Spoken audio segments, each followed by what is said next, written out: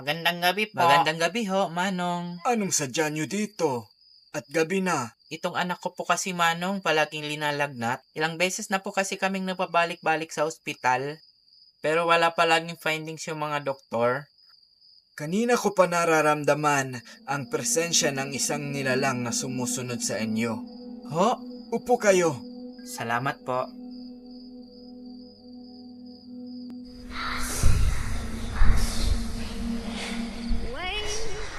They don't love me like I love you. Iya! May nagkakagusto sa iyong kapre. Ew, yeah! Pinagsasasabi mo, Manong. Wala akong gusto dyan. FYI, engaged na ako, oh. Sorry po. Pinarusahan ko yan kasi tumai doon sa akasya na tinitirahan namin. Ang baho-baho pa naman. Nakapag-evacuate tuloy kami nang wala sa oras. Sorry po, di ko po sinasadya. I don't see